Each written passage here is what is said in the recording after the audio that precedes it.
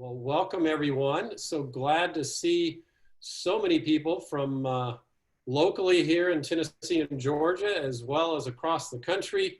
We've got Washington and Idaho and California, and I think some Arizona, and I believe I saw some people registered from Canada as well. I think Toronto, Ontario.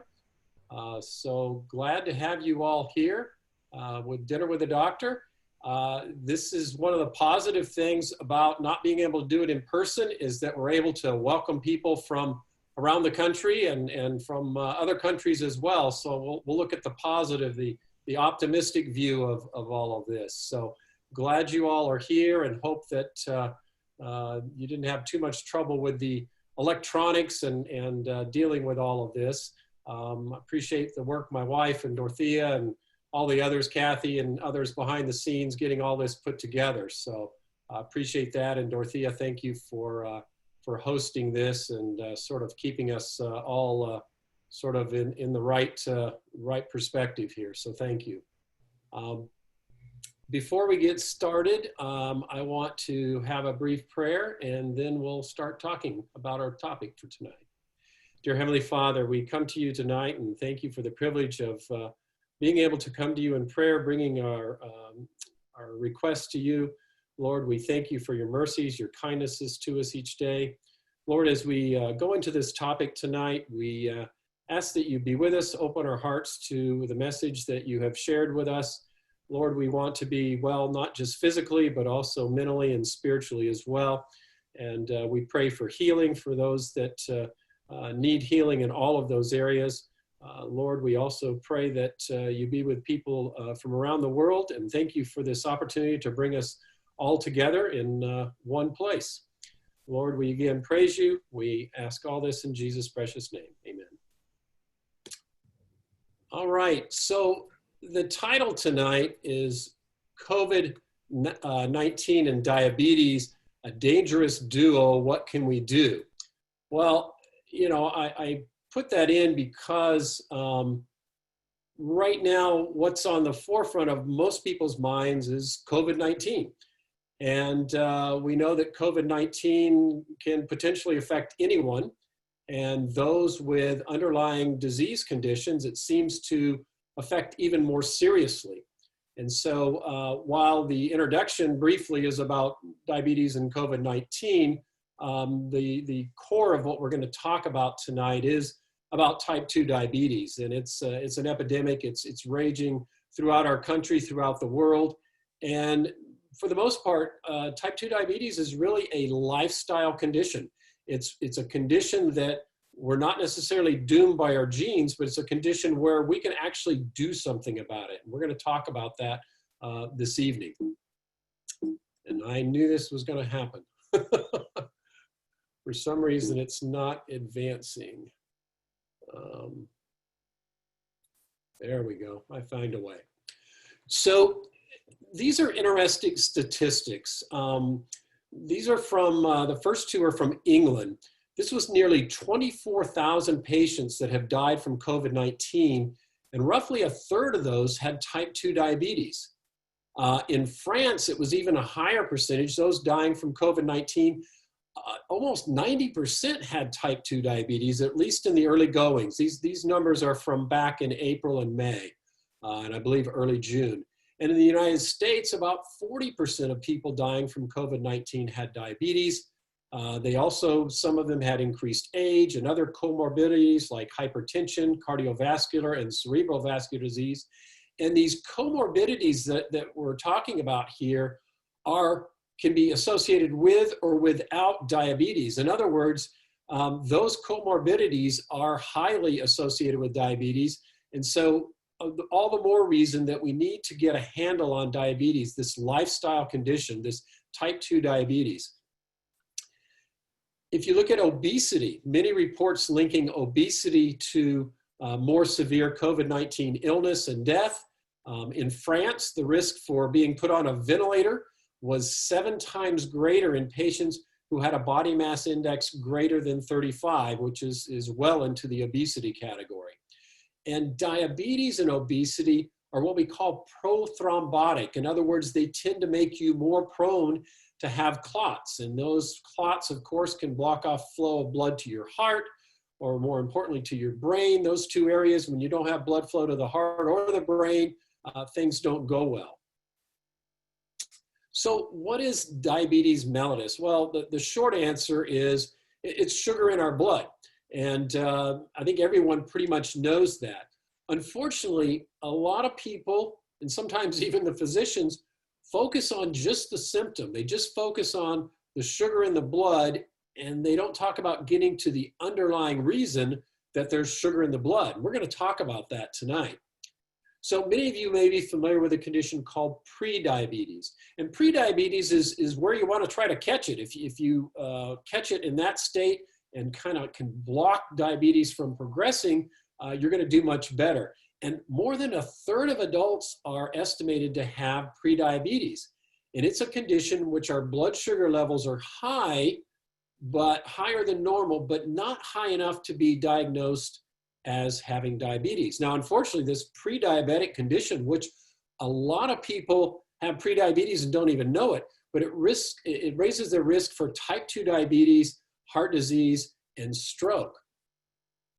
And in children, type 2 diabetes in children progresses more rapidly than in adults, and it's harder to treat. And many of you know that type 2 diabetes, we used to call it adult onset diabetes, but because we're starting to see it in children and teenagers, they changed the name a long time ago to type 2 diabetes. So what are some of the symptoms? Well, you may have frequent urination because the sugar is taking the water out, unusual thirst, unexplained weight loss, a blood sugar of greater than 200 regardless of whether you're fasting or not. So if you do a random blood sugar, and it doesn't matter fasting or not, if it's 200 or more, you've got diabetes. Now, type 1 diabetes is usually onset in childhood or young adulthood, and that's where your pancreas just stops producing insulin or is impaired in its production of insulin, and therefore the body cannot rid itself of the sugar and put it into the cells like it's supposed to. And so this is thought to be due to an autoimmune disease or an autoimmune injury, meaning the body's fighting against itself. The body's producing antibodies against the insulin-producing cells in the pancreas. So therefore, because the pancreas is not producing adequate insulin, you're going to need insulin from an outside source. Now, type 2 diabetes, which will be the focus of what we're talking about tonight, accounts for about 90% of the cases of diabetes. But I do want to say that even though that may be the focus for tonight, if a person has type 1 diabetes, they absolutely benefit from what we're going to talk about tonight. No question that their need for insulin can reduce. It just won't go to zero. Their diabetes control can become much greater. So I don't want you to think just because type 2 diabetes is what we're talking a lot about, that it doesn't help type 1. It does help type 1. Now, the important difference between type 2 and type 1 is that the body's still producing insulin, but it's the cells in our body and our muscle cells that resist it and don't respond properly to the insulin. So the body tries to compensate and produces more and more insulin to overcome this insulin resistance. And unfortunately, what happens when insulin can't get into the cells, or glucose can't get into the cells, I should say, then that sugar or glucose starts to build up in the blood, and that's when you get the symptoms of diabetes. You know, the first thing doctors do when you go to the doctor and they detect that you got prediabetes or you've got diabetes, they're going to put you on some sort of medication. If it's type 2, they're going to start generally with oral medications. They're going to tell you to make some dietary changes, and unfortunately, many doctors are going to say you need to limit your carbs, and we're going to talk specifically about that tonight and see that maybe that's not the best idea for helping with type 2 diabetes. So what is a normal fasting blood glucose? Normal is going to be about 70 to 90. If you're running 100 to 125, you're in that pre-diabetes stage. And if you're over 126 with fasting, then that's diagnostic of diabetes. So causes of type 1, remember that's where the pancreas slows down or stops producing insulin. Vitamin D deficiency via autoimmune mechanisms has been implicated. An autoimmune condition based on response to milk proteins. Genetics certainly plays a role in type 1 diabetes. and viral infections. The viral infections in the milk proteins, what seems to be happening is the body produces antibodies that then attack not just the virus or the milk protein, but also attacks the insulin-producing cells in the pancreas as well. Now, type 2 diabetes, on the other hand, carrying excess weight contributes to type 2 diabetes. Eating refined processed foods, leading a sedentary life, all of those things lead to type 2 diabetes.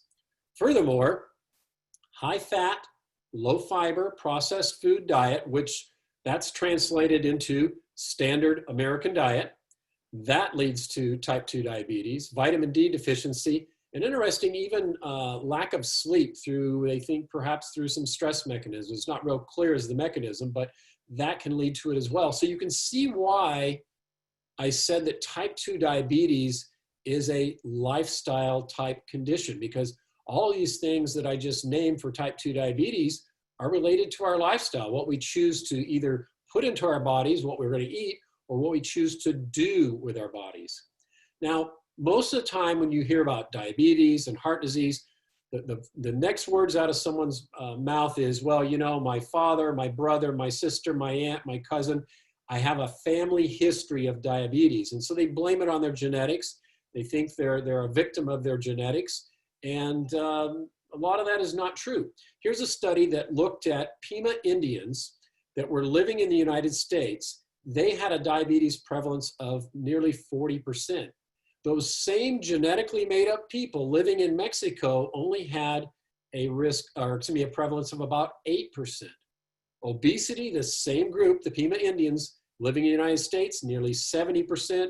Those in Mexico, only about 13%. You notice the physical activity, only about 7 hours when they're living in the United States and up to 27 hours when they're living in Mexico. What this shows is that, again, the lifestyle, how they're eating and what they're doing with their body has more influence on whether you're going to have type 2 diabetes than just your genetics. So there's this whole area of genetics that some of you may have heard of called epigenetics. Epigenetics, the simple way to explain it is you can literally turn on and turn off certain genes based on your lifestyle, whether you exercise, what you choose to eat or drink, how you stress levels, your sleep patterns, all of these things can literally turn on and turn off genes. Heart disease and stroke is a very large component of complications with diabetes. Heart disease and stroke kills over 80% of people with diabetes. So they have diabetes, but it's the heart disease or the stroke that ends up killing them, and it's the diabetes that led to them having the heart disease and the more tendency towards stroke.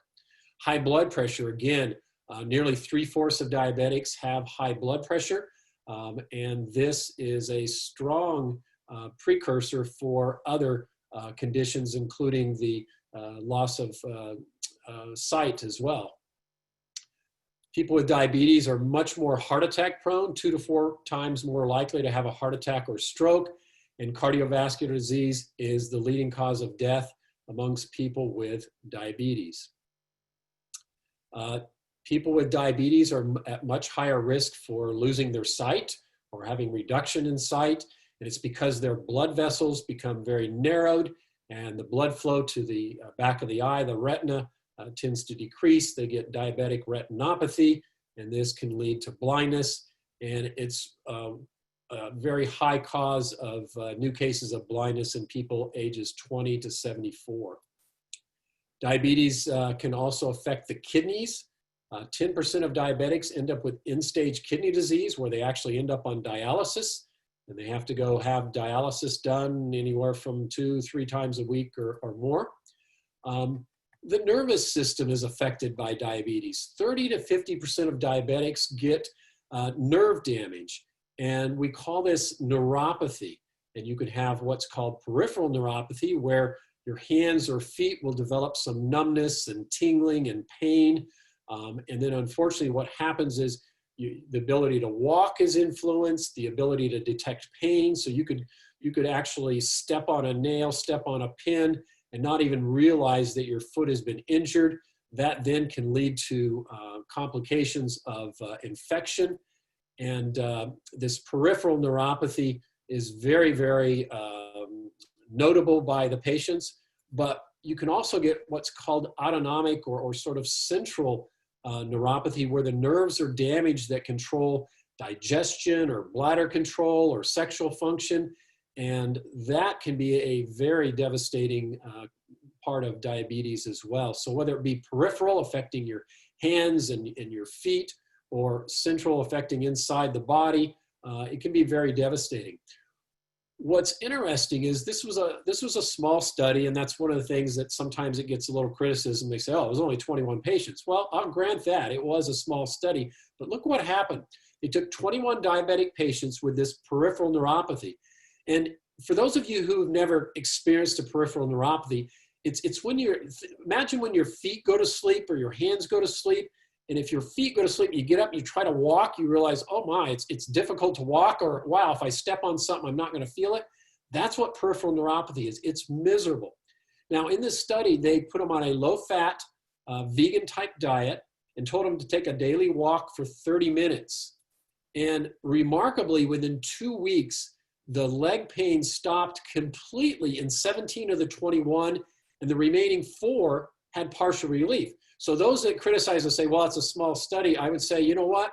If I had diabetic peripheral neuropathy and all I had to do was change my diet and go for a walk and I could get rid of this terrible side effect, I'd be all over it. So we do know that this does work.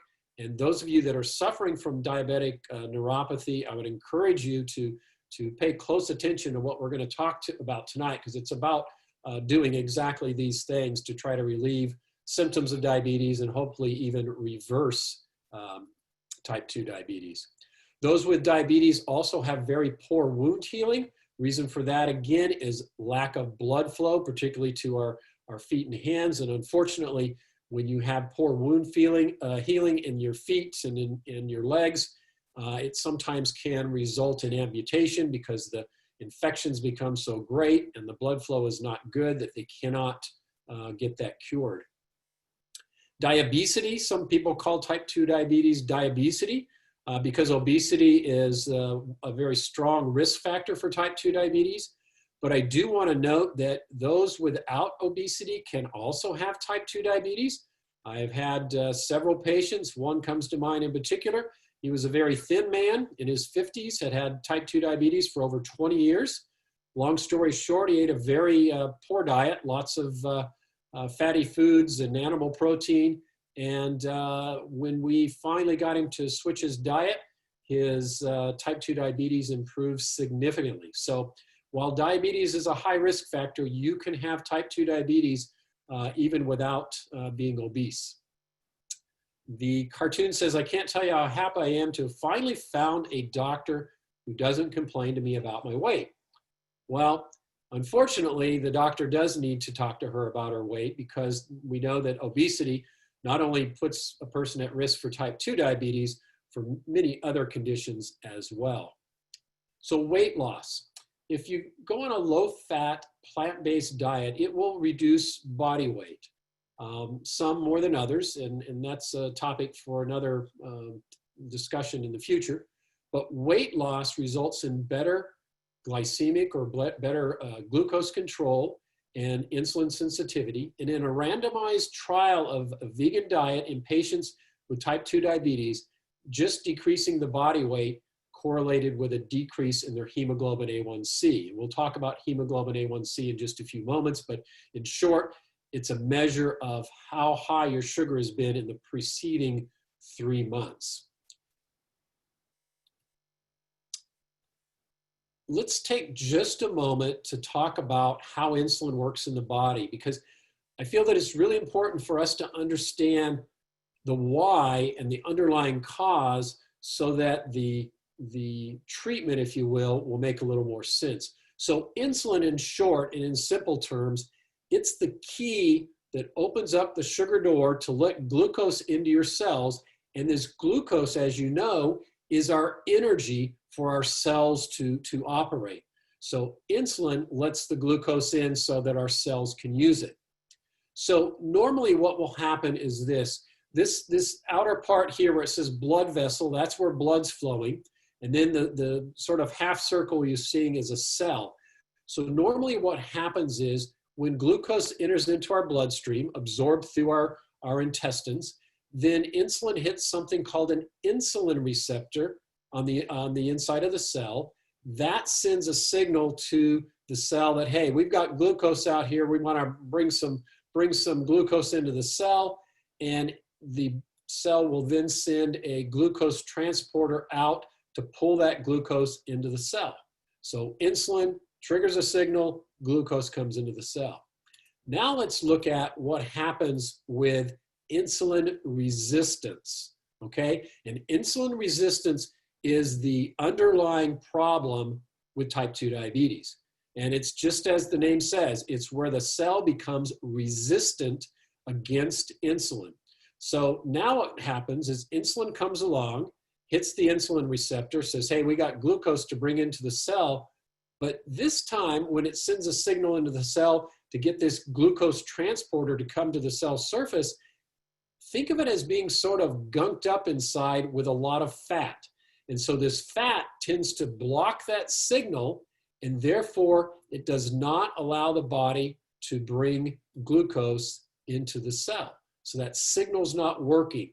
Some people give the analogy, it's sort of like having bubble gum stuck in the lock and the key won't work. So that's what happens here. And so when that happens, glucose starts to build up in your blood, and your doctor checks it and says, wow, your blood sugar is 150 or 160 or 200 or 500. And that's a sign of diabetes. So insulin resistance is where the key, which is insulin, doesn't work, can't open the sugar doors and let the glucose into the cell. So here's that hemoglobin A1C that I mentioned earlier. And whether this number is elevated or not can actually be one of the factors that can predict increased risk of heart disease and death, even in non-diabetics. And as I mentioned before, it indicates the average blood sugar concentration over the last 3 months. So this is a good way for your doctor to see what's been going on, not just at one point in time when you walk into the office, but rather what's been happening with your blood sugar levels up or down over the last 3 months. And if you have a hemoglobin A1C greater than 6.5, then that indicates that you have diabetes. So what's normal? Ideally around 5.5 or less. I say 5.7 in this slide. Pre-diabetes, which means you're in that stage where you better start to pay attention because you're heading down the road to diabetes, is 5.7 to 6.4. And if you're 6.5 or greater, then your doctor's going to tell you that you have diabetes. So here's one study, New England Journal of Medicine, a number of years ago, but it looked at lifestyle intervention, which included weight loss, it included exercise, included improving the eating, high fiber diet, low saturated fat, and lower glycemic load. And we'll define this in just a little bit more specifically. But you can see that those that had intervention with the weight loss, and it wasn't a huge weight loss, 7%, this group had a 58% reduction in diabetes versus those that didn't do that.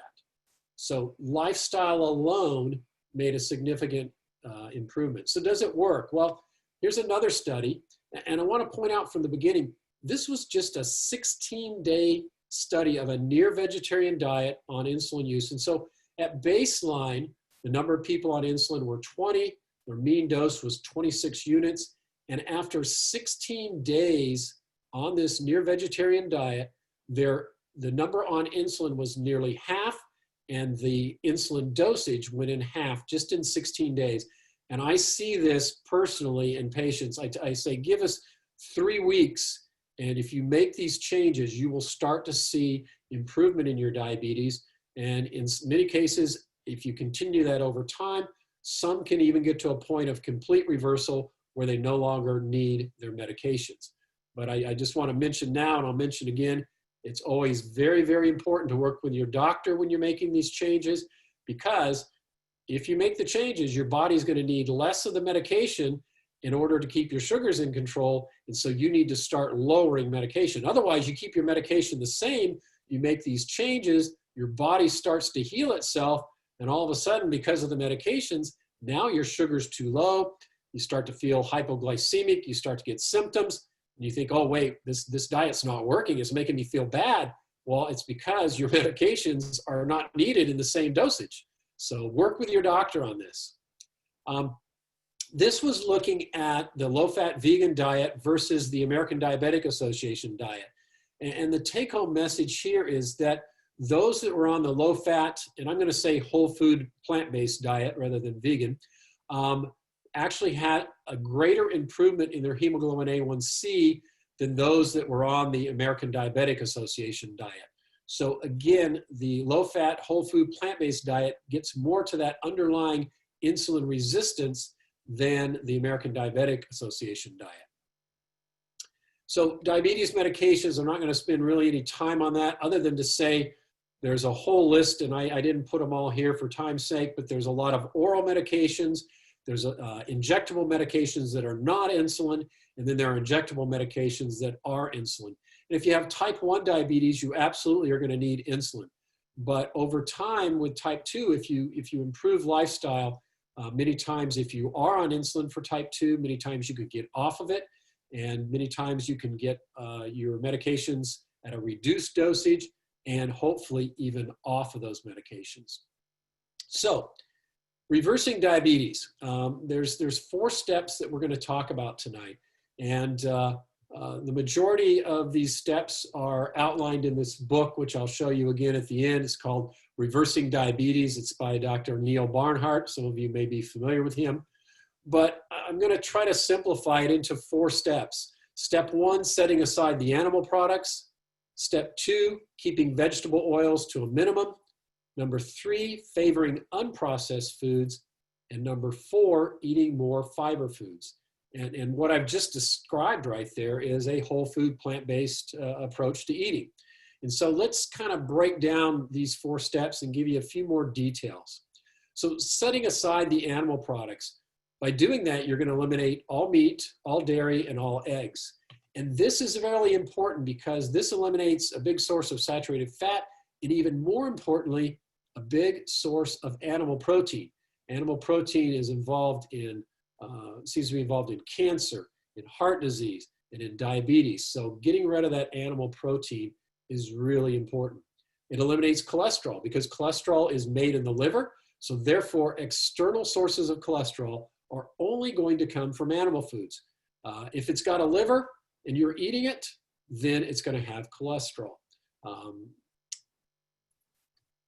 It also, by getting rid of the animal products, it reduces that intracellular fat by 31%. You go, wait a minute, what's intracellular fat? Well, remember when I was talking about the mechanism for insulin resistance, and I showed you those little white globules of fat inside the cell? That's intracellular fat. So when we start to reduce the intracellular fat by reducing the animal products that we're taking in, then that insulin resistance starts to lessen.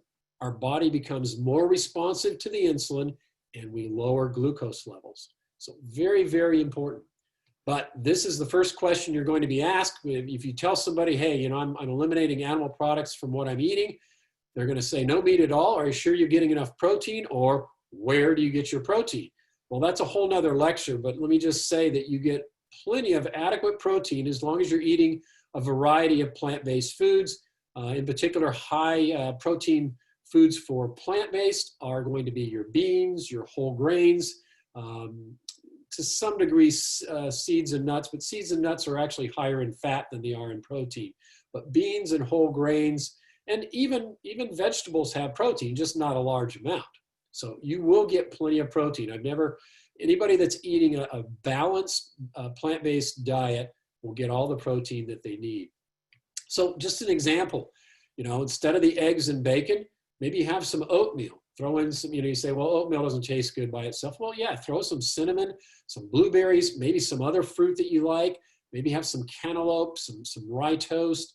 Instead of a meat chili, maybe a mixed bean or a lentil soup. I personally love beans. I love lentils. My wife is an excellent cook, and I just love, that's my go-to food. Instead of a meat burger, you have a veggie burger. Instead of spaghetti with meatballs, how about whole wheat spaghetti with some marinara sauce? Throw in some fresh basil. We like to chop up some vegetables, maybe some broccoli or cauliflower, and throw that in with the spaghetti sauce, and that's real good as well. When you get rid of dairy products, you're getting rid of fat, cholesterol, that animal protein I mentioned before, and a big load of lactose sugar. Milk, whole milk, 49% calories from fat, 2%, 35%.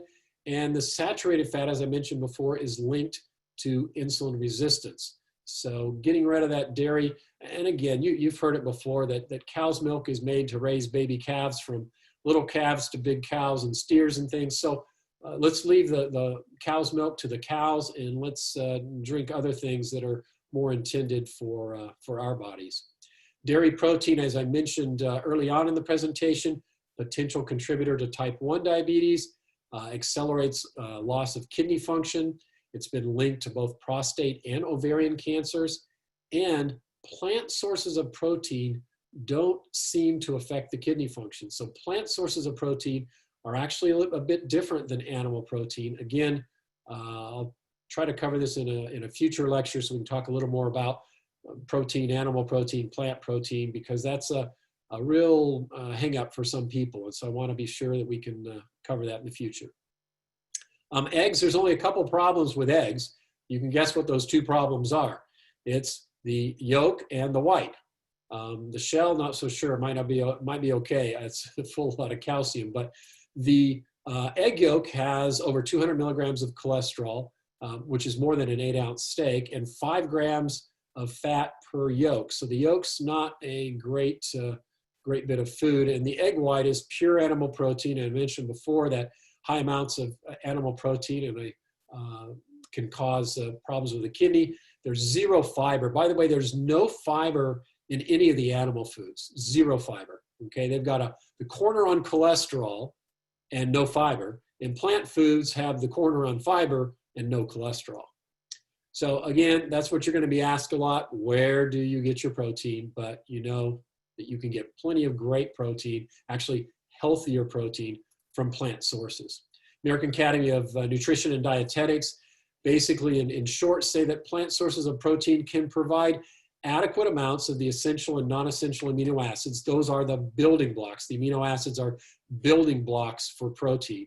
And as long as you're eating a variety of foods, the whole foods, the beans, the vegetable seeds, nuts, fruits, etc., you're going to get everything that you need. This is a study that looked at just reducing saturated fat, and studies that show that dietary fat adversely affect insulin sensitivity. Makes sense. When we looked at the mechanism a little bit ago, we know that saturated fat is part of what clogs up those cells and makes the cells insulin resistant. Now, this particular study showed significant improvement in the impairment of this insulin sensitivity. In other words, insulin resistance reduced excuse me, I said that backwards. This study showed significant impairment of insulin sensitivity with a 3-month diet high in saturated fat. So the higher the saturated fat in the diet, the more insulin resistance or lack of insulin sensitivity they had. The converse is when they reduce the saturated fat in intake, it increases your insulin sensitivity independent of whether their body weight changed or not. You remember the gentleman I told you about earlier that was actually a thin person with type 2 diabetes? When we changed his diet, he didn't change his weight at all. He didn't lose weight. Independent of that body weight change, his blood sugars improved significantly. So again, it shows that the underlying mechanism is that saturated fat, that animal protein in the cells, is what's causing the problem. Number 2, and this is a sticking point for some people because they're like, vegetable oils? Wait a minute, I thought oil was okay, you know, olive oil? Well, actually, oil is a very highly processed food because what oil is, they've extracted all the fiber, all the nutrients from whatever it is, whether it be an olive or a soybean or a coconut, and they've just isolated out the fat. And in order to regain that insulin sensitivity, that underlying problem, we need to eliminate both animal and vegetable fat in order to get that excess fat out of our cells. So where are the oils? Well, you can guess. They're in all those fried foods. French fries and potato chips and onion rings and all those sorts of things. And I used to be sort of a chipaholic, and I was getting lots and lots of oil from all the chips and the crackers and the junk that I would eat. But, you know, it was vegan, right? I thought it just because I had the animal products out of my diet, it was fine. But I was missing the fact that I was still eating highly processed foods. Salad dressings, another big source of a hidden source that people don't think about for a lot of added oils and fat. Now, the healthy fat, because we need some fat in our diet, the healthy fat's going to be found in olives and avocados and nuts and seeds. This is a good way for your body to get that little bit of fat that it needs, along with some fiber and other nutrients. But because these nuts, seeds, and olives and avocados are naturally high in fat, we need to keep in mind that we shouldn't eat them, you know, abundantly. In other words, don't sit down with a bag of walnuts or a whole can of nuts and eat through it. Same thing with, you know, don't eat 3 or 4 avocados a day. Those are high calorie, high fat foods. They should be part of our diet. Just eat them more as a condiment and as a flavor enhancer for our food rather than making it the core of what you're eating. So there's something called essential fatty acids. Whenever we say essential, that means your body does not make it, so we must get it from an external source. And you've heard of omega-3s and omega-6. We need those in our diet. And the problem is these omega-3s and omega-6, when they're broken down in the body, they compete for the same enzyme for metabolism. And I'll show you why that's important in just a moment. So the ideal ratio is us getting either 1-to-1 omega-6 to omega-3 or no more than about 4-to-1. Unfortunately, in today's standard American diet, we're getting huge amounts of omega-6 and very little amount of omega-3. And I'll show you where these omega-6s come from, so that'll make sense for you. But what's important to get from this is that omega-6 can tend to cause inflammation. When it's broken down in the body, it tends to be broken down into inflammatory mediators, which can contribute to heart disease and cancer and inflammatory and autoimmune conditions, arthritis, things like that. So it's important to watch that omega-6 to omega-3 ratio and try to limit your omega-6s. And here's why. So if you've got 2 components in the body competing for the same enzyme to be broken down and metabolized, you can see that whatever there's more of, that's where the enzyme is going to shift. So if you've got a lot of omega-6 to be broken down, then the same enzyme that needs to break down omega-3 is going to be working to break down omega-6. And you'll notice at the bottom there that omega-6, for the most part, tends to be broken down into pro-inflammatory mediators, whereas omega-3 tends to be more so in anti-inflammatory mediators. So again, the omega-6s, we've got to be careful on how much we're consuming of that. And sources of omega-6, you can see the vegetable oils from safflower down to even walnut oil. So at the bottom, though, you see fish. Fish has 0 omega-6 and all omega-3. So naturally, you're going to say, well, Mike, I should be eating fish because I won't be getting tons of omega-6 and I'll be getting lots of omega-3. Well, that part is true, but here's the problem with the fish. They're high in cholesterol. They're loaded with contaminants such as PCBs and mercury and dioxins. It's been linked to breast cancer. And fish get their essential fatty acids from the plants they eat. So we should do the same. Rather than eating the middle fish to get it, why don't we just get it from the plant source themselves? And so where do you get them? Well, there's lots of different places, but the key areas where you're going to get your higher amounts of omega-3 and lower amounts of omega-6 are going to be your flaxseed, and I recommend ground flaxseed over the whole seed because the whole seed tends to pass through. Ground flaxseed tends to be digested better and you can absorb your omega-3s better. Walnuts, about 1 ounce, which is what fits right in the palm of your hand. That's 1 ounce of walnuts. That's another good way. If you want to be creative, you can eat 122 cups of broccoli and you'll get all the omega-3 you need, but that's a lot of broccoli. 15 cups of kale will give it to you, or 400 cups of parsley. So it's there just to point out that that's not your sources for omega-3s. You're going to get them through your your walnuts and your flaxseed. And the other one that's not on that chart that I'm sure some of you are saying, hey, Mike, what about chia seeds? Yes, chia seeds are a great source as well.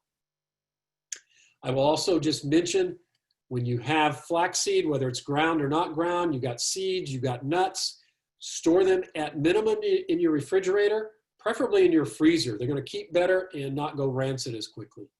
So olive oil, everybody gets kind of confused. They say olive oil has omega-3s, and yes, it does. And it also has omega-6s. You'd have to consume 8 ounces of olive oil, which is going to give you over 2,000 calories and 216 grams of saturated fat. Olive oil is not your go-to source for omega-3. But you say, I thought olive oil was healthy. Well, I've heard about the Mediterranean diet, but the problem was the Mediterranean diet was based on the fact that these people were already living a pretty healthy lifestyle. They were physically active. They didn't eat junk food. They had a diet that was pretty rich in fruits and vegetables, very limited in meat and dairy and little to no fast foods. And so that's why they looked so good. And yes, they did use some olive oil. But the problem was the Americans said, oh, well, olive oil is the magic sauce, so I'm going to add more olive oil to my diet. And unfortunately, they're adding more olive oil to an already really poor diet.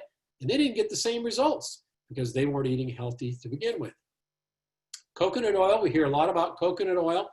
It again is a highly processed food. Why not eat the whole coconut and get the fiber and all the other nutrients? Because coconut oil is 90% saturated fat. It can raise total cholesterol and your LDL cholesterol. And despite many claims, it doesn't really have any benefit in a positive manner for heart disease, obesity, or even Alzheimer's disease, as it's been touted to do. So coconut oil is not your panacea for disease. It's actually not helpful at all. And I got a thumbs up from Sharon Yeager. Thank you. So what are the conclusions regarding oil? Oil is oil, doesn't matter what it comes from, whether it's the olive or the flax or the walnut or the coconut, it's still oil. It's highly processed. It's 100% fat. We can get all the dietary fat we need in an oil-free, or I'm going to say non-added oil, whole food diet. Just getting our oil from seeds, nuts, avocados, and olives. You're going to get all you need there. So the question that some of you are having right now is, how can I do this? How can I cook without animal products? I'm used to using milk or dairy products. I'm used to using oil, things like that. Well, fortunately for us, we've got Phyllis Smith here tonight. We had Dorothea last month. We got Phyllis tonight, and she's going to share with us some practical ways to cook healthy. Are you there, Phyllis? I'm here, Dr. Hollie. Can you hear me? Perfectly. Great. And I have a couple helpers with me today. I have my cameraman, Sebastian. So thank you for being here. And a very willing helper, my husband, David.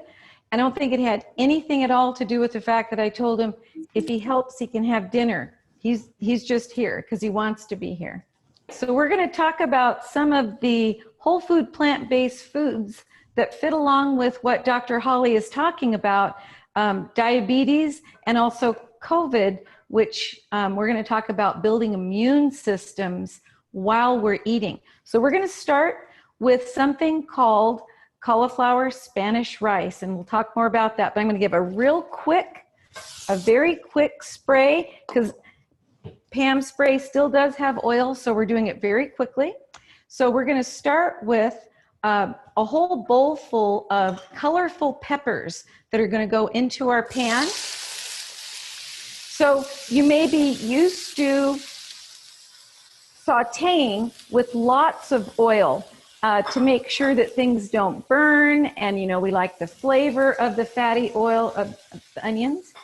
And as Dr. Hollie was just saying, there are all kinds of problems with extracting oil out. We need to get our oils directly from our foods, the tomatoes and the corn, directly from our foods. So the whole point of a whole food plant-based diet is to eat as many of your foods in a whole state as possible. So you can see from what we just have started right here, we have color, right? We have lots of beautiful color, and we have liquid whenever you have vegetables and you're sauteing, there's liquid in them. Of course, we have tomatoes, and that will give us extra liquid. But say your vegetables aren't quite as liquidy, and we'll talk about that in a minute when we saute the cauliflower by itself. But you can add a little bit of vegetable broth. You can use water if you want to. There is no reason to add the oil. If you look around at our country today, you're probably not going to find too many people that look like they're really lacking in oil in their diet. I know I'm not. So we want to get our oils from the whole food the way God intended us to eat them. So we're going to start by sauteing these vegetables, and I'm going to turn my heat up high for just a minute. We're going to saute these for a few minutes while we get our other recipe started. So this is going to go together. It's a Mexican meal, Spanish rice and beans. Now, Dr. Hollie loves his beans, and so do we. And beans are high in fiber. Do you want to add the can of refried beans in here? So beans are very high in fiber. They're high in folate and copper and iron and other things that, whoops, we got a little snap, crackle, and pop on this one. Minerals that our bodies need. But protein and fiber you can get from all kinds of beans. Today we're going to be using a couple of different kinds. So we need the can of pinto beans added. And then we need 2/3 of a cup, which is in that bowl over there, of the salsa. These are such a simple, the other salsa.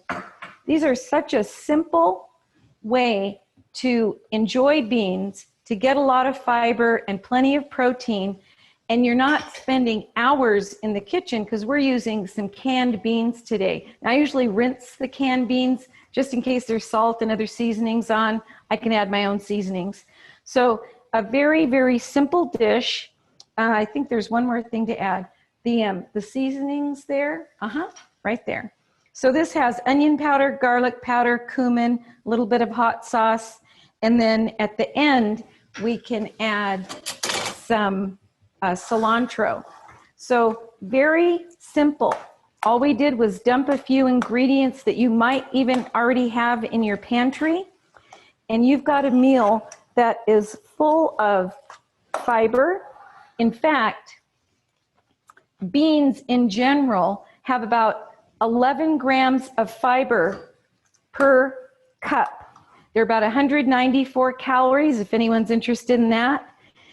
They're great for heart health, and as Dr. Hollie was talking about diabetics, they're great for regulating blood sugar. So fiber, what it does in a simple way, in a carbohydrate, is it slows down the absorption of the glucose in your body. That's the important difference between simple carbs and more complex carbs.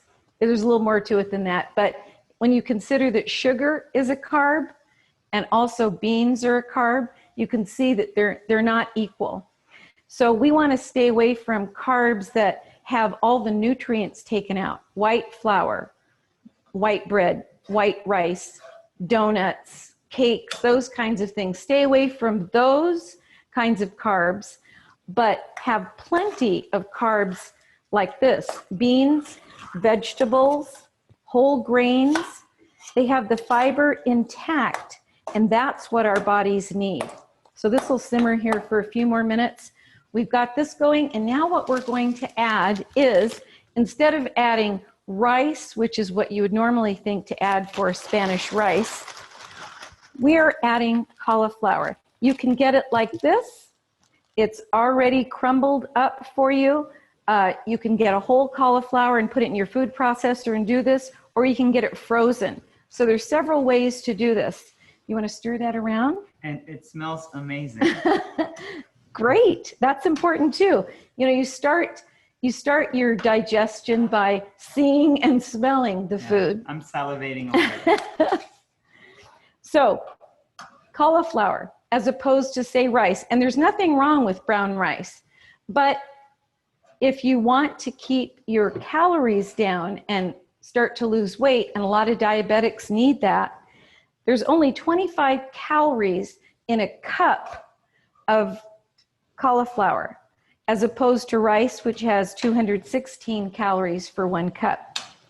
It has minerals like potassium, manganese, magnesium, high in antioxidants. We all know the word antioxidants. I won't get into how that works, but it fights off these unstable cells in our body, helps fight cancer in our bodies. And it's high in something that you may not have heard of before called choline. It's an important nutrient for brain development, for the integrity of our cells. It's very important, and cauliflower has that. And it reduces the risk of diabetes-related complications like kidney disease. So everything about this meal is just ready. It's ready for anybody, but it's ready for somebody who is struggling with type 2 diabetes or doesn't want to get it. It also, with all these colorful peppers in here, and there's poblano and then many different colors, as you can see, the more colorful something is, generally the higher the nutrients. This has a cup of bell pepper, a cup of colored bell pepper has more than a full day's supply of vitamin C. We know vitamin C is a strong antioxidant. So this meal is not going to be just delicious. It's going to do so much for our health as well. Okay, you're going to be able to receive these recipes. So you'll see the seasonings and the other things we've added. You can add the seasonings right there if you want. So we have chili powder and salt and onion powder and oregano. And when we're all done, and it only takes a few minutes to cook this, you know, rice, I love rice, but it'll take you 45 minutes unless you use a Instant Pot, take a little bit less. But cauliflower with all these vegetables can be done in 15, maybe 20 minutes at the most. And then your beans are cooking right next to it at the same time. Those will be done at the same time. So a lot of places talk about 30-minute dinners. This is a less than 30-minute dinner, and you can have the bright, beautiful colors, all the fiber, all the nutrients we talked about, all the protein that you need, the carbs and the fats, and you're going to enjoy your meal.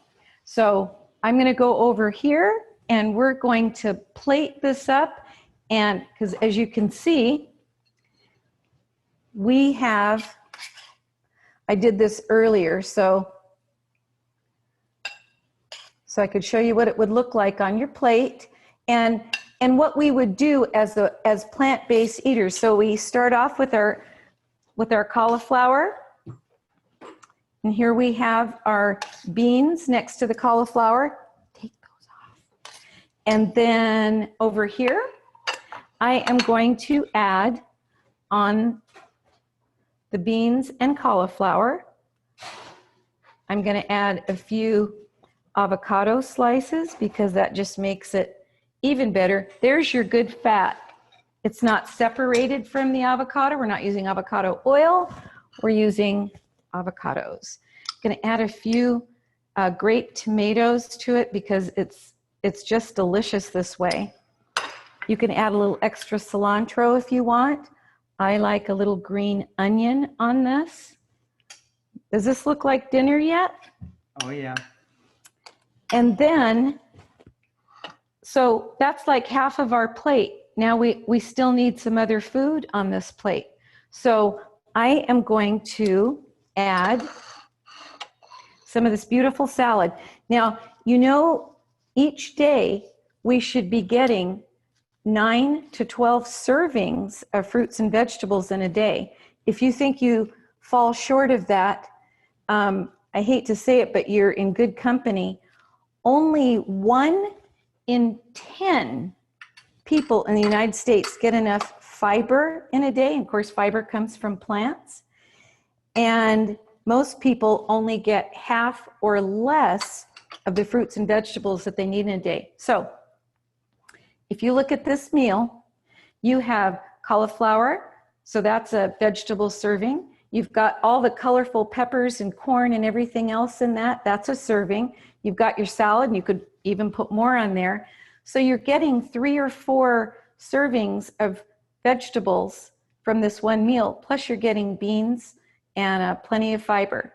So this is the kind of meal that you want to have on a whole food plant-based diet. And if you want a really simple dressing for your salad, we have recipes for dressings on the dinnerwiththedoctor.com website, plenty of dressing recipes. But if you wanted to do something simple, a squeeze of lime or lemon juice, a few avocado slices, a little salt, and then just a little bit of salsa, mix that in with your salad, and you have a delicious dressing, and it takes you about 30 seconds to put that together. So simple, fast, nutritious, and delicious. Can this be for the cameraman? That's our cameraman's meal. That's for the helper. That's for the husband helper. Awesome. Okay. So you can Can the see, next one be mine? you can see they're already fighting over who gets it. So, okay, we have 2 more quick recipes. So I think on this one, we're going to add a little bit of vegetable broth, and I'll show you the one that I like to use. This is to saute. So the last one, we did a little spray of Pam. I'm not adding as many liquidy vegetables, just the dry cauliflower. So I like to use this one because it doesn't have yeast, sugar, or natural flavorings, which may or may not be vegetarian, even on a vegetarian item. So this just has good stuff in it. So I am starting off with sauteing some onions in a little bit of broth. I think our pan's not quite hot yet. So we're going to start by doing that, just sauteing those. And if it starts to get dry and your vegetables are cooking, you just add another teaspoon or tablespoon of the broth or water so that it doesn't burn. But this is a great way to saute without adding those extra oils, which not only add way too many calories, but as Dr. Hollie said, also causes inflammation. So people who already have pain, who already experience inflammation in their bodies, the last thing they need is vegetable oils in their diet. So this is a very simple way to do it. You can saute any vegetables this way. So we're going to start with that. And now we're going to add our cauliflower. I'm sorry, can you get the bag of cauliflower right there?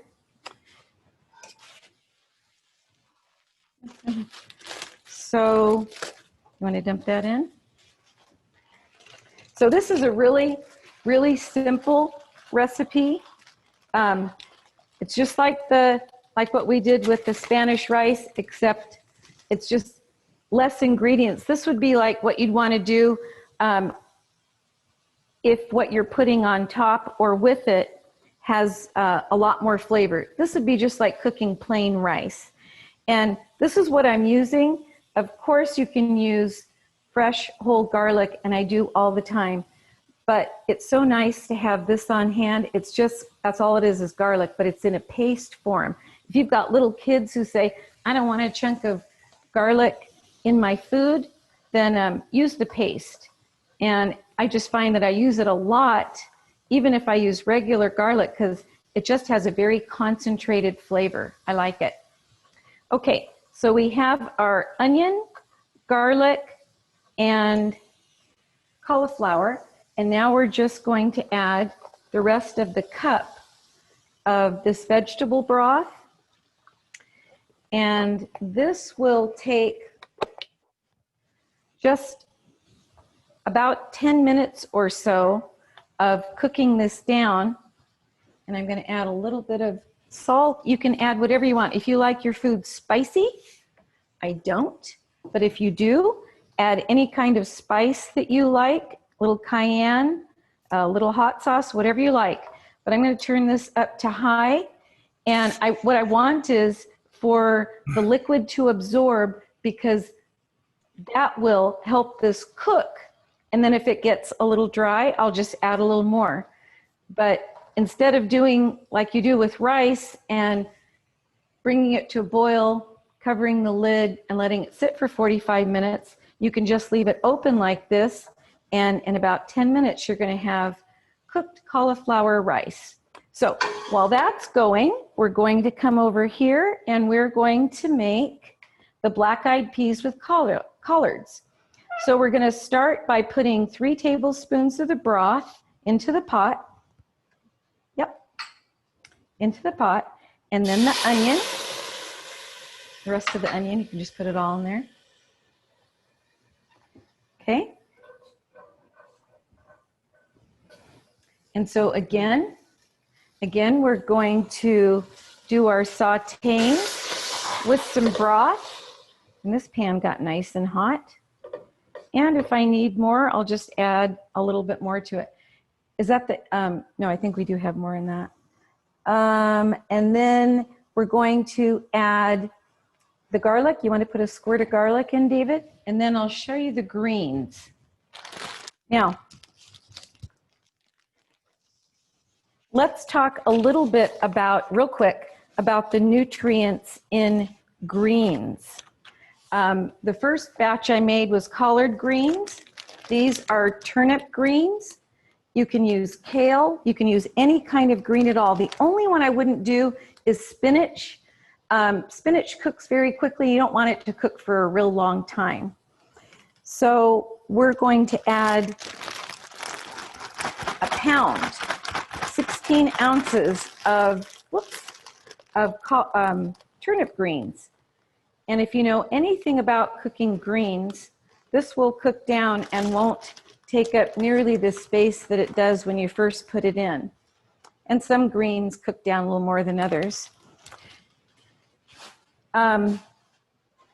We need about 25 grams approximately of fiber in a day, 20 to 28. So about 25 grams of fiber in a day. 1 cup of greens like this gives you 8 grams. Just 1 cup gives you 8 grams of fiber, and it's only 63 calories. So all the foods that we're talking about tonight are very nutrient dense and low in calories. Those are the kind of foods that we want to put in our bodies. Those are the kind of things that will help us against things like insulin resistance, gaining weight, which is definitely a factor in most people's type 2 diabetes. It helps regulate blood sugar, so you want greens in your diet.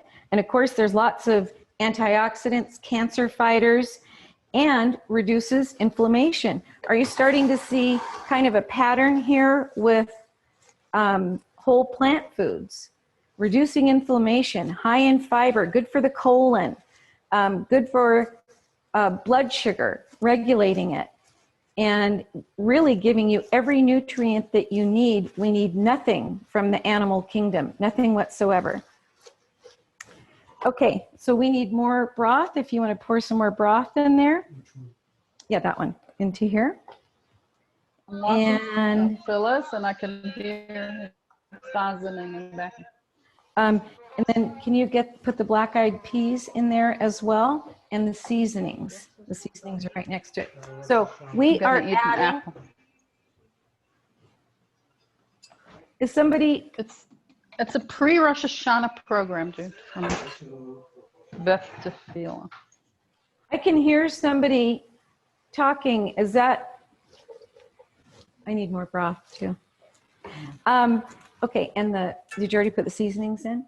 Okay, put it all in. There you go. Yes. So we used black-eyed peas this time with turnip greens. But you can use any kind of bean that you like. I use this one because Southern cooking often has black-eyed peas with their greens, but The problem is you take a low-fat meal like this that is so healthy and full of fiber, and you add a big piece of pork or some kind of meat to season it with, and you kind of ruined your whole meal here as far as nutrition goes. So rather than doing that, what we do is we add the vegetable broth, we add good seasonings to it, which again you'll get in the recipe, and we add the beans or peas to the greens and simmer them just like they do in the South. And we're going to serve this on top of this simple cauliflower rice. And again, low calorie meal, low fat meal, high fiber, full of nutrients, antioxidants, anti-inflammatory properties. This is another great meal, and I'm going to go ahead and plate this one over here. So I have a question. Yes. Do you really feel full eating this? Well, let's see. Let's ask the husband here. Do you get full by eating this food? Yes, you do. Yeah. We wouldn't just eat 1 cup of greens. We would have maybe a couple cups of greens with our cauliflower rice and with our beans. So as long as you're getting enough calories where you're feeling like you've eaten a substantial meal and you're satisfied, you generally don't have to worry about, gee, I wonder if I got enough nutrients from that meal.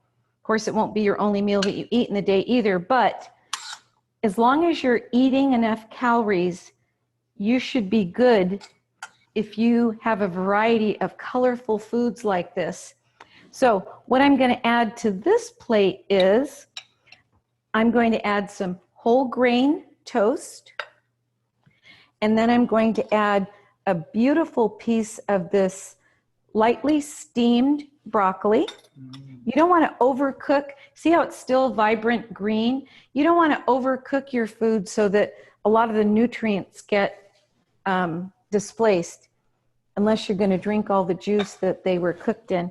And then I'm going to add half of a baked sweet potato. If you haven't tried just a plain baked sweet potato, you are missing out.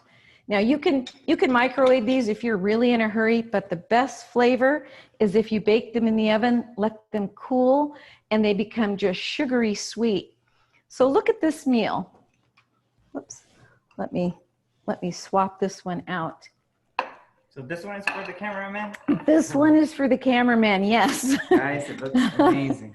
See, all the, you've got your orange, you've got a couple of kinds of green, you have the cauliflower. That may be the only food that's white that's still healthy for you. But this provides everything you need. You add a little bit of whole grain toast on that too. That's a beautiful and complete meal. You'll eat this, be satisfied. It will not contribute to chronic diseases that so many Americans are dying from today, or suffering from too. So this is the kind of whole food, plant-based meal that will give you the nutrition that you need to fend off and fight off disease, build up your immune system, so hopefully you will not catch anything like COVID or even colds. I can't remember the last time I had a cold. I can't even remember. But also, you'll get a meal that you enjoy. Phyllis, that is beautiful. I have one question that came in the chat. Yes. And that were the black-eyed peas from a can? The black-eyed peas are from a can. So what I like to do, like I mentioned earlier, is I put them in a colander and I rinse them so that they're not so salty. You can get unsalted beans, usually pay more. So I usually just get the regular kind and rinse them. You can also cook beans from dry and put them in the freezer. There's all kinds of things you can do, but what we were concentrating on tonight is how can I put a whole food, plant-based, nutritious meal on the table, less than 30 minutes. And you can see we've done that twice. Even with the sweet potato, if you microwave that while the other food is cooking and your broccoli steaming, in less than 30 minutes, you'll have that complete meal. So, any other questions? We have another comment that says a slice of tomato would look and taste lovely with that plate also, and it looks yummy. And someone else said, thank you, Phyllis. It looks wonderful, and I'm sure it tastes delicious. Oh, there we go. No sooner There we said- go. Thank you for that suggestion. Yes, it needed a little bit of red, didn't it? It did. Excellent. All right. Back to Dr. Hollie. Thank you, Phyllis. We'll be selling her address a little later so you all can show up at her house and enjoy some of this food she's been making. All right, so let's finish this up here.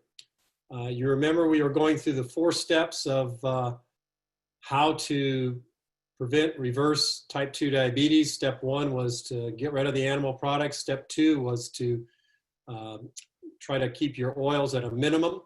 Step 3 is favoring unprocessed foods. And Phyllis talked a little bit about that.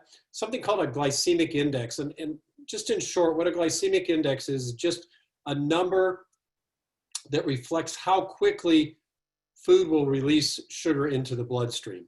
So foods with high glycemic index release sugar very quickly into the blood, and conversely, those with low tend to do it more slowly. So what are foods with high glycemic index?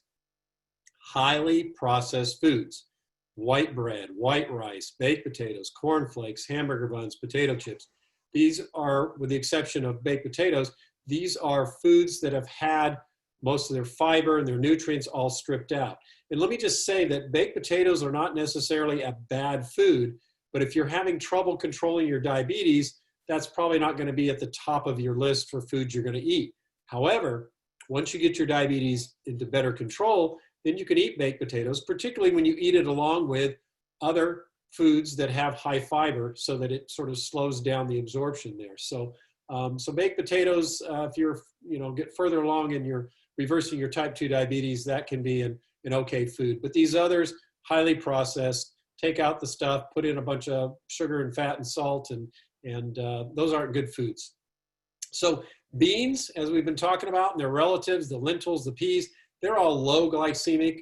Green leafies, like we just saw, they're low glycemic. Nearly all fruit, and most people are surprised at this, nearly all fruit is a low glycemic food, the exception being watermelon and pineapple. They tend to be a bit higher. But fruit has a lot of fiber with it. And so if you're eating it in the whole food fashion, you're not going to bump up your blood sugar so much. However, if you're eating it in the juice form, then it's going to be absorbed very quickly and your sugars are going to go higher. If you're eating it in a sauce form, it's going to be kind of intermediate between the whole food and the juice. So I encourage the whole fruit whenever possible. Whole grain pasta. Most people are, again, surprised. Wait a minute, I can eat pasta? Yes, whole grain pasta is a low glycemic food. The rye breads, the pumpernickels, those dense breads are also low glycemic foods. And the way I kind of explain that is bread, when it hits your stomach, is like a bunch of loose sticks. The digestive juices get in there very quickly. They release the glucose very quickly, and so it'll increase blood sugar. Pasta, on the other hand, is more densely packed, and so it's more slowly digested, and therefore you don't get that high sugar bump. So pasta, whole grain pasta is perfectly fine. Yams, the sweet potatoes that Phyllis just showed you, low glycemic and great food. I love sweet potatoes. I use them as dessert sometimes. Most breakfast cereals that you buy in the box are going to have high glycemic indexes. However, oatmeal and your bran cereals tend to be lower. And this is one we hear a lot. I have type 2 diabetes. Shouldn't I avoid the carbs? Well, actually, studies have shown that type 2 diabetics who avoid the rice, the beans, the pasta, and load up instead on the animal foods, the chicken, the fish, and the eggs, their blood sugar does worse. Why? Because those latter foods are high in fats that are going to increase your insulin resistance, whether as opposed to the rice, the beans, the pastas, the fruits, the vegetables, they are going to lower your insulin resistance and make things better. So increasing fat increases your insulin resistance. What are some of the risky foods? We've said them before. White rice, white pasta, white bread, any sugary beverage, French fries, potato chips, all foods that you need to be careful about, regardless of whether you have type 2 diabetes or type 1 diabetes or not. And lastly, eating more high fiber foods. And Phyllis talked a lot about fiber. Well, fiber protects against things like constipation. Nobody wants to be constipated, right? Protects against high cholesterol, heart disease, high blood sugar, diabetes, and even certain cancers, as well as obesity. Fiber slows the rate that glucose enters the bloodstream. Now, Phyllis was a little conservative at her grams per day. Most Americans eat about 12. I'd like to see people eating more like 30 to 40 grams of fiber per day. And you're going to do better, particularly if you're a diabetic. So it's not that hard to get. You're going to get close to 15 grams of fiber just in a cup of beans. Then you throw in some whole grains, some greens, some fruits, some vegetables. Very easy to get up to 30 or more grams of fiber per day. But again, most Americans are very fiber deficient. Things like beans, carrots, apples, oats, lentils, all very high in fiber. How much fiber? Well, white bread, not a whole lot. Whole bread, a little bit more. Cold breakfast cereal, yeah, not much. Oatmeal, about 4 grams per cup. Fruit, 3 grams, or per serving, I should have said. Fruit, about 3 on average. Vegetable, about 4. Beans, as I said, very high, 14 grams per serving. There's your carrots. You don't have to go through your plate or through the supermarket and keep a calculator of, oh, I'm getting 3 grams here and 5 grams there. Just eat a balanced, whole food, plant-based diet that includes some beans and or whole grains. You're going to get all the fiber you need, just like you're going to get all the protein that you need. Beans, there it is, favorable fiber, great carbohydrate source, and it's a slowly digestible carbohydrate, so it's not going to spike your sugar like a processed carbohydrate. This is a chart you may have seen before called calorie density. It's basically how many calories are in a pound of any given food. And you want to eat off the green side, the left side, where you're getting vegetables, fruits, unrefined carbohydrates, and beans. They're going to be your lower calorie foods and higher fiber and higher nutrient foods versus those on the right-hand side, which is your refined carbohydrates, your junk food, your nuts and seeds, and you'll see oils way over to the right side, very calorie dense, very highly processed. And satiety, Sebastian asked, is this going to fill you up? Well, factors that decrease calorie density and increase satiety. Satiety is that fancy word for feeling full. Foods that are high in water, high in fiber, high in bulk are going to fill you up. And on the contrary, foods that are going to increase your calorie density, in other words, you don't have to eat much of it to get a lot of calories, and it's going to decrease you feeling full. Those are foods with high fat content, high sugar content, and high refined carbohydrates. What kind of foods are those? Those are your meats and your oils and your refined foods, all of those high in fat, and then your processed foods, very high in sugar. Let's not forget exercise. Exercise is very important. It lowers your blood sugars and increases your insulin sensitivity, helps to control your weight. I encourage you to couple the healthy eating with exercise. But if some of you right now are going, well, I got bad knees, I got a bad hip, it's hard for me to exercise. Even without the exercise, just the changes in what we're putting into our body will help. If you can couple it with some chair exercises, if you're not easily to move around or walk, chair exercises, a walk after a meal, any type of exercise is going to help. And I encourage, whenever possible, to make that a component. And it clearly improves our mental outlook as well. So stay active. If you have a lower resting heart rate, it's going to result in a lower risk for type 2 diabetes, lower risk for cardiovascular complications if you do have diabetes. So unfortunately, a lot of us, well, I won't say us because I don't do this, but people come home, they're exhausted from work, and they've stopped off at a fast food restaurant, brought food home, they sit down in front of the TV, and this is what happens. They eat their fast food, and then they fall asleep, and they get up and do the same thing again. So I encourage you to work on breaking some of those habits. This man's got a unique approach. He's walking his dog while still enjoying his soft drink and his potato chips, and the dog's getting a walk. Again, not what I encourage you to do. And lastly, we've been putting the wrong fuel in our body for a long time. Our body is made to heal itself. When we put the right fuel in our body, a whole food, plant-based approach, our body's going to heal itself. And certain diseases are going to be prevented, certain diseases are going to be reversed, and certain diseases are going to improve. So I encourage you, just like we don't put diesel in a gasoline car, and we don't put gasoline in a diesel vehicle, let's not put the wrong food into our bodies. Because what happens is we go to the doctor and we ask the doctor to fix it with a pill, and we go back out, we're still putting the wrong fuel in our body. So again, I mentioned earlier, if you're starting a whole food plant-based approach and you're on a blood pressure pill, diabetes pill, cholesterol pill, etc., you must work with your doctor in order to adjust medications as your body starts to heal itself. So in summary, eat an unrefined plant-based diet, low in fat, high in fiber, regular exercise when you can. Even if you can't exercise, try to get out in the fresh air and the sunshine. Try to work on your weight control if that's an issue for you. Drinking plenty of water, getting adequate sleep, staying away from the stimulants like coffee and alcohol and tobacco. And the most important thing I'll tell you tonight is turning your stress over to God. In other words, we in our own strength and power often fail at these sort of things. So when we have a higher power, we can look to God for our strength, for our mental and spiritual healing. The physical healing will come as well. So here's a book that I mentioned before, Dr. Neil Barnhart's program for reversing diabetes. Good, straightforward approach. He's also got a cookbook. And then if you want a little bit more, this is a book that just came out earlier this year. I read it. It's an excellent book called Mastering Diabetes. So if you want a little bit more information, these guys have written an excellent book on diabetes, and it'll help break some of the myths that you hear about diabetes and give you some nice practical tips and approaches to preventing and reversing your diabetes.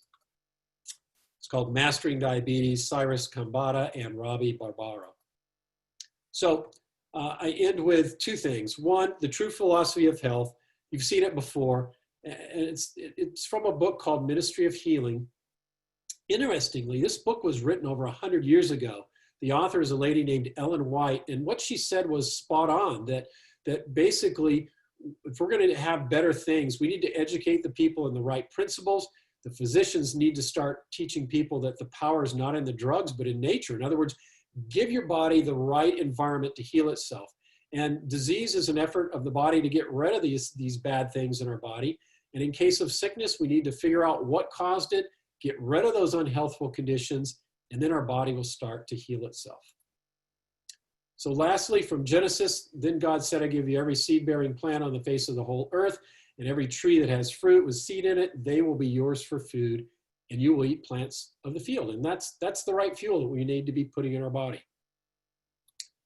So, two things before I wrap up. One, stay tuned. This is how you can stay updated on our upcoming events, the dinnerwithadoctor.com website. You'll also find health articles, recipes, videos, nutrition tips, lots of good things. Plus, it'll tell you when our next event is as well. And then if some of you need a little help in making a transition from maybe the diet you're currently on and you want to get more healthy, Dorothea Sarli provides those services. She is a dietitian, and even though she's based here in Chattanooga, correct me if I'm wrong, Dorothea, but you can work via Zoom with people as well to help them with their diet. Is that correct? As long as they're in Tennessee and Georgia, yes. Okay. That's where I'm licensed. Tennessee and Georgia. So she can help you with control of your diabetes, blood pressure, cholesterol, healthy weight, etc. And so I've had some people that have worked with Dorothea with good success and good feedback. So there's her information if you need that as well. So what I'm going to do now is I'm going to close with prayer. Those of you that need to go can go. Anybody that wants to stay on and pop questions into the chat box, we will answer those questions. So we're going to close out the formal part of the program, and then anybody that wants to stay around for any questions, that would be fine. Dear Heavenly Father, we again come to you with praise and gratefulness for all that you do for us. Lord, you made us to be disease-free. You did not want us to be diseased. You don't want us to be stressed. Lord, help us to look to you for that strength, that wisdom, and that guidance. Lord, these are hard things. These are habits that we've developed over many, many years and decades. We need your help. We need your help in reversing whatever disease, reversing our bad habits. And Lord, help us to put our body in a position to heal itself, not just physically, but mentally, and most importantly, spiritually. Lord, we again pray for the health of the people that have been on the meeting tonight. May you help them improve in areas that they need help. And again, may we all look to you for our strength and our wisdom going forward. Lord, be with each person here, wherever they may be in the world, and bring them back for our next meeting, and tell them to bring some friends and family with them as well. Lord, we praise you, we thank you, we ask all these things in Jesus' precious name.